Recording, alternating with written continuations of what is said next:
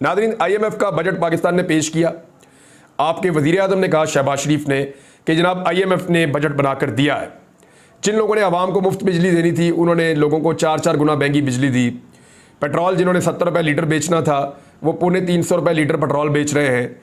जिन्होंने डॉलर को 100 रुपये का करना था उनके दौर में 350 रुपये का डॉलर इस वक्त भी बिक रहा। साल में सुकड़ के सिर्फ 341 अरब डॉलर्स रह गया है।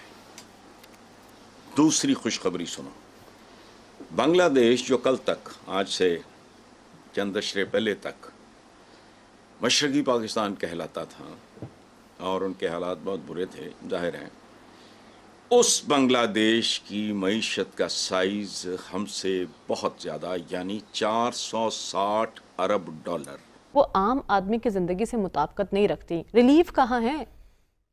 पाकिस्तानी अवाम के लिए बुरी खबर, महंगाई की चक्की में पिसी अवाम से डू मोर का मुतालबा। IMF ने बजट की मंजूरी को नाकाफी करार दे दिया।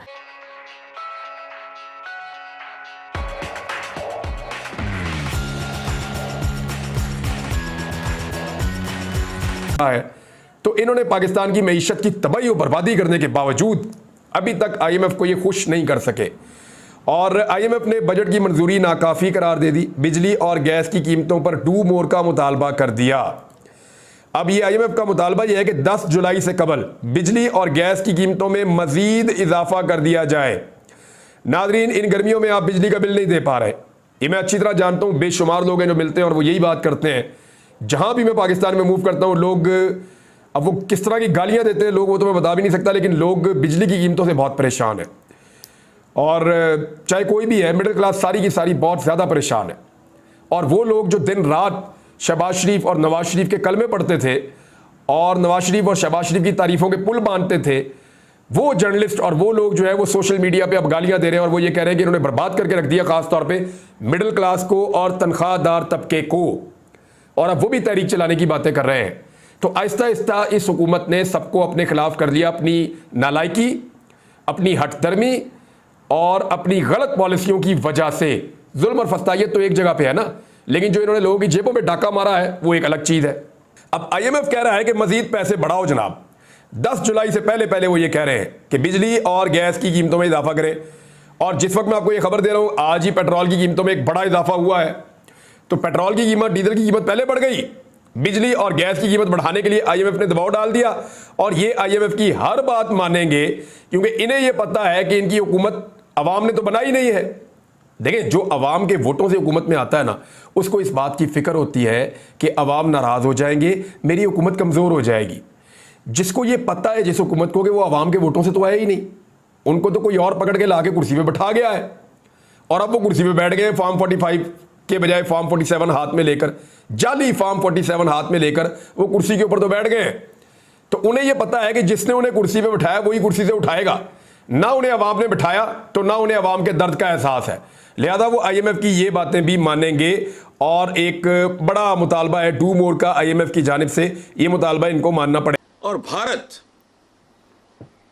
बढ़ के मारनी, दुम पे खड़े हो के भूत फेरियां लेनी, ये बहुत आसान है। भारत का है 3,400 अरब डॉलर तक पहुंचा हुआ। नतीजा, मईशत सुकड़ने के बायस रोजगार भी जाहिर है बहुत कम रह गया, मजीद मुतासर हुआ। 10 करोड़ अफराद खते गुर्बत से नीचे जिंदगी गुजारने पे मजबूर हैं। खते गुर्बत की डेफिनेशन पढ़ोगे तो आपको नींद नहीं आएगी, जिसके अंदर थोड़ा सा ज़मीर, मैं इतने अच्छे से जो घर से बाहर निकलते हुए डरता हूँ,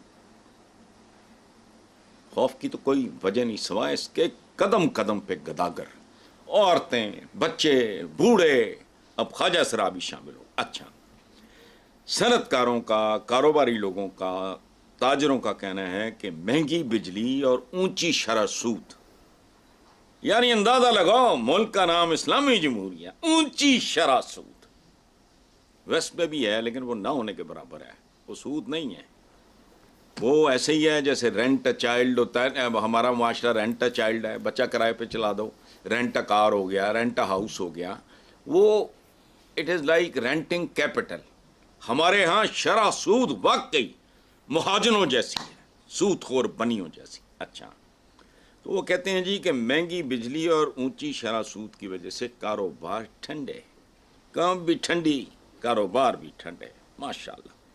आलमी बैंक के मुताबिक रवां माली साल हमारे यहाँ शरह महंगाई के बढ़ने की रफ्तार 26% रहने का इम्कान है। कमी आ जाएगी तो शायद 25%, इससे भी कम 24%। It is mind boggling. अगले 3 साल शरह नमू, वो जो अंग्रेजी मार का हमारे बच्चे हैं आप जैसे, उनके लिए ग्रोथ रेट, अगले 3 साल ग्रोथ रेट 3% से भी कम रहने का इम्कान है, जबकि रवां माली साल में सिर्फ 1.8% का इम्कान है। ये जब तक मखसूस लोगों के पांडे टिंडे नहीं बिकते, ये नहीं पूरा होना। अच्छा, अब आप सुनो, समरी कह लो, बॉटम लाइन कह लो, हाईलाइट कह लो ऑफ द बजट, कि हुक्मरान तबकात और अशराफिया नाम नेहाद ने सारा बोझ इंतहाई ढिठाई और बेहिसी से अवाम पे और तनख्वाहदार तबकों पे डाल दिया है। वो एक्सपेक्टेड बजट था वही आया है। और जो हमारे हुक्मरान कह रहे हैं कि जी अवाम के लिए रिलीफ है, मैं चैलेंज से कहता हूँ किसी एक सतह पे बता दे कि लोगों के लिए रिलीफ कहाँ है। और 35,000 अरब बजट में इजाफा, 18% GST, इसके बाद महंगाई का एक तूफान आएगा। और आप बिजली और गैस और पेट्रोलियम कल रात को आ जाएगा कि पेट्रोलियम की कीमतों में इजाफा हुआ है, और बिजली की कीमतें कोई एक हफ्ता नहीं जा रहा जिसमें बिजली की कीमतों में इजाफा ना हो। और बिजली, गैस और पेट्रोलियम सिर्फ वो लोगों को महसूस नहीं हो रहा है जिनको ये फ्री मिल रही है। और बात यह कि जिस वजीर खजाना को आपने ये मनसब दिया था वो आज़ाद हैसियत में सेनेटर बने हैं, वो सिर्फ IMF को जवाब दें, लेकिन इस पाकिस्तान के 24 करोड़ अवाम को कोई जवाब दे नहीं। लेकिन हमें तो तवक्कुआत उन प्राइम मिनिस्टर से थी जिन्होंने कहा था कि वो आइंदा जो लोड होगा पाकिस्तान की इशराफिया पे पड़ेगा। आप बजट उठा के देख लें, आधा बजट IMF का है, आधा बजट इशराफिया का है। और सबसे खतरनाक बात यह है कि उन्होंने हमारे अरकान असम्बली के ट्रांसपोर्ट मराहत में इजाफा कर दिया, और तनख्वाहों में इजाफा इसलिए नहीं किया कि उन्हें पता था कि इस सूरत हाल के अंदर बड़ा शोर पड़ेगा, वो फाइनेंस कमेटी के सपुर्द कर दिया। वो भी होगा। आज ये कि ये इशराफिया को सारी तमाम तर बरात मिल गई और पाकिस्तान के अवाम वही मसाइल, वही महंगाई, बेरोजगारी, गुर्बत की आग में जल रहे हैं, और कोई उनके लिए आवाज बनने वाला ना बनी है और ना बनेगी। लेकिन वजीर आजम तो बड़ा दर्द दिल रखते थे। वो कहते थे कि हम जो है किफायतशारी मुहिम जो है शुरू करने जा रहे हैं। डॉक्टर साहब, अवाम पर टैक्सेस का एक बोझ है, और जो अपने शाहाना अखराजात हैं उनमें कहीं कोई कमी का जिक्र नहीं, बल्कि मुराद में इजाफे का एक बिल कसरत राय से मंजूर हो गया। देखिए, दर्द दिल तो है, इसीलिए देखिए दर्द दिल तो प्राइम मिनिस्टर साहब को है, इसलिए गुफ्तगू कर देते हैं कि अवाम के लिए हम ये कर देंगे, अवाम के लिए वो कर देंगे। लेकिन इक़्तिदार में रहने के लिए अवाम की सपोर्ट की ज़रूरत नहीं है। इक़्तिदार में रहने के लिए कुछ और अदारों की और कुछ बैनुल अक़वामी सपोर्ट की ज़रूरत है कि वहाँ से खैरात आपको मिल जाए और आपकी हुकूमत जो है वो चलती रहे। लिहाजा असल कॉन्सिडरेशन जो है वो ये नहीं है अवाम की फलाह, असल कॉन्सिडरेशन ये है कि हमने इक़्तिदार में रहना है। ठीक है, इक़्तिदार में रह के अमेरिका को खुश करके और रेजोल्यूशन पास करने के बावजूद अमेरिका से आप चीज़ें मांगते रहते हैं, और या IMF, वर्ल्ड बैंक, ये वो खैरात पे चलते हैं, तो उनको खुश रखना है, या मुल्क के अंदर कुछ लोगों को खुश रखना, अलीट को खुश रखना है।